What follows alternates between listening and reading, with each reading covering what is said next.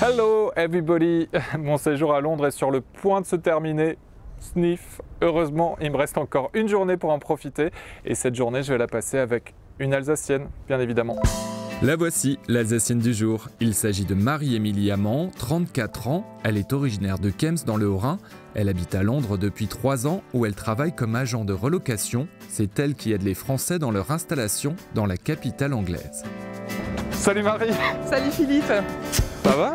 Oui, ça va et toi? Ouais, ravi de te rencontrer. Eh ben de même, bienvenue à Londres. Merci, devant un beau paysage. Et oui, magnifique, on n'a pas encore la pluie, le soleil arrive tout doucement, donc croisons les doigts. On croise les doigts. Ouais, on espère. Et pourquoi tu m'as donné rendez-vous ici? Pour la petite histoire, en fait, c'est là que mon mari m'a emmené la première fois pour découvrir Londres et puis pour m'aider, me faire un coup de cœur en fait pour me décider à emménager à Londres et à partir de France.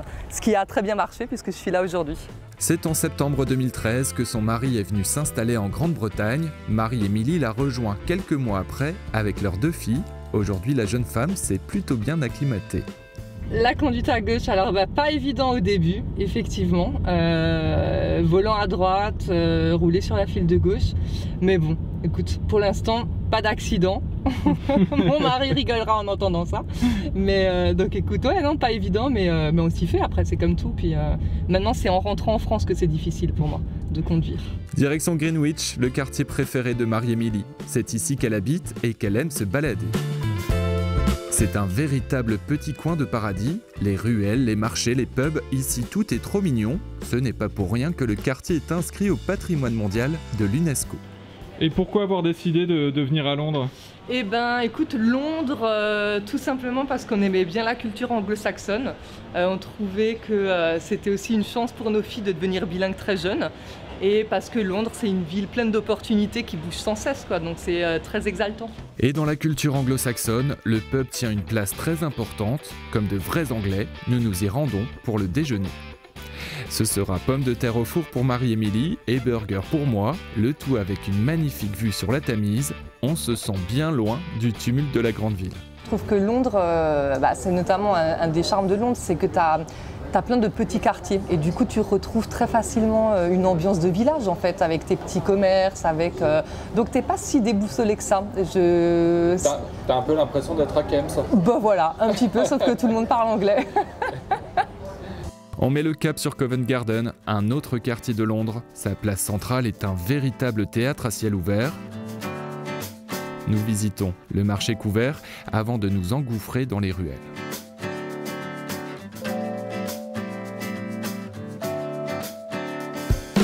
Marie-Émilie passe beaucoup de temps à explorer Londres, à la recherche de petits coins sympas pour elle et ses clients. Alors je suis agent de relocation, donc du coup j'aide les expatriés, un peu comme moi il y a 3 ans, qui arrivent sur Londres, qui ne connaissent pas forcément les quartiers, et je les aide à s'installer dans Londres.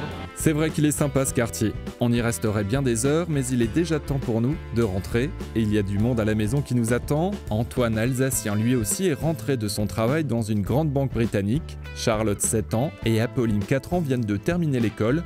L'occasion de faire un petit bilan tous ensemble, 3 ans après leur arrivée à Londres. On mange pas bien, c'est la première des choses. Ça, c'est vrai que ça nous manque quand même. Non, sinon le bilan est quand même relativement bien. Professionnellement, pour la famille, pour tout, pour la qualité de vie qu'on a aussi ici. Le bilan est relativement bon, je pense. Et l'avenir, vous le voyez où? Aux États-Unis peut-être. Peut-être aux États-Unis, peut-être toujours ici. On verra bien. Moi, je suivrai de nouveau mon mari où il m'emmènera. Non, mais je crois que maintenant qu'on est parti dans un milieu où ça parle anglais, c'est vrai qu'on n'a pas forcément là l'envie immédiate de rentrer en France.